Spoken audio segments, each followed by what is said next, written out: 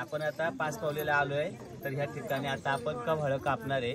एक कव्हाळ कापलं म्हणजे 12 बकऱ्याचा बळी दिल्यासारखा असतो। तसं तर शास्त्रात की देवाचा ज्या दिवशी कार्यक्रम असन, गणमाईचा कार्यक्रम असन, देवीची स्थापना असन, त्या दिवशी बकरं कोंबडं कापायची ही प्रथा पहिल्यापासून नाहीये।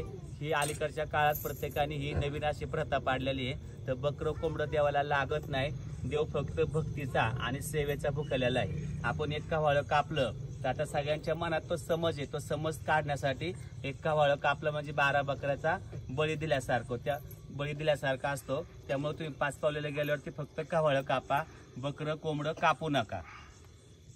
ओम काळेश्वरी।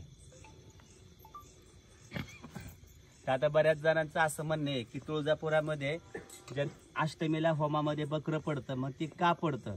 तर तुळजापूरची आई ही स्वयंभू प्रगट झालेली आहे। तुळजापूरची आई कधीपासून आहे आणि ते मंदिर किती वर्षापासून आहे हे अजून कुणाला सांगता आलेलं नाहीये। ही ज्यावेळेस सृष्टी निर्माण झाली त्यावेळेसपासून ते तुळजापूरच्या आईचं मंदिर आहे। त्यामुळे तुळजापूरची आई स्वयंभू प्रगट झालेली आहे। त्यामुळे तिथं तुळजापुरामध्ये बकरं कापून ते बकरं कोणी खात नाही, ते बकरं होमामध्ये टाकलं जातं। आणि ह्या ज्या देवी आपण घरामध्ये बसवतोय तर त्या कुणीतरी तयार केलेल्या आहेत। आता आपण हा चांदीचा मुखवटा बनवतो किंवा पाषाणाची मूर्ती करतो, कुणी पितळाची मूर्ती करतं, तर हे मुखवटे किंवा देवी ही कुणीतरी तयार केलेले आहेत। आणि तुळजापूरची आई तिथं तुळजापुरामध्ये स्वयंभू प्रगट झालेली आहे। तर त्या देवीची तुम्ही घरातल्या दैवता संग तुलना ही कधीच होणार नाहीये। त्यामुळे तुळजापुरामध्ये फक्त वर्षातून एकदा तिथं होमामध्ये बकरं पडतं, ते बकरं कोणी खात नाही, ते बकरं होमामध्ये टाकलं जातं। आणि आपण घरी कार्यक्रम करताना बकरं कोंबडं कापायचं नाही, सात्विकतेने कार्यक्रम करा, आई साहेब उलट खुश होतील। कारण मुक्या जीवांची हत्या करून जर देव खुश होणार असेल तर असे कित्येक लोक, आता कसं आहे लोकांच्या इथं किती बकरी कोंबडे कापले जातात, त्यांच्या इथं तर सोन्याचा धूर निघत। तर ही एक तुमच्या मनातली चुकीची परंपरा आहे, ती सगळ्यांनी आता बदली करायची आहे। कुणी कोणता गुरु करा, फक्त बकरं कोंबडं कापू नका, एवढंच मला सगळ्यांना हात जोडून सांगणं आहे। कारण मुक्या जीव आपण वाचवायचा आहे, मुक्या जीवाचे बळी हा देवी देवतांसमोर द्यायचा नाही।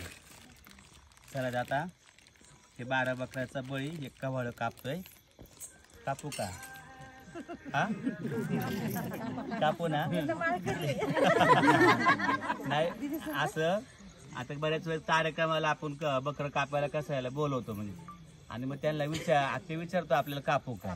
मग ते काप म्हणणाराला म्हणजे आपल्याला पापला, त्याला कापून पाप लागत नाही, आपल्याला फक्त विकत आणून पाप लागतं। त्याच्यामुळे ती कापाकापी करायची नाही। हा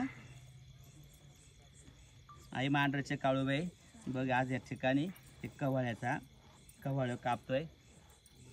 आई तुळजापूरची आई, कराड कोल्हापूरची महालक्ष्मी कव्हाळ कापतो। ह्या कव्हाळ्यामध्ये 12 बकऱ्याचा बळी म्हणून हे कव्हाळ कापतो, हे कव्हाळ्याची आहुती देतो। ही आई साहेब मान्य करून घे।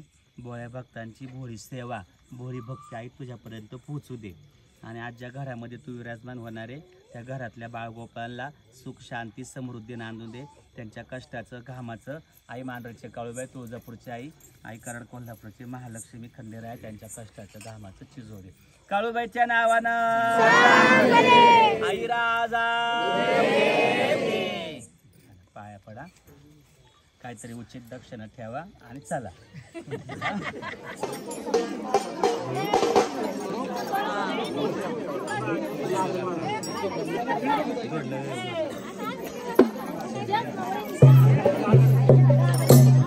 पाणी घ्यावं लागलं, पाणी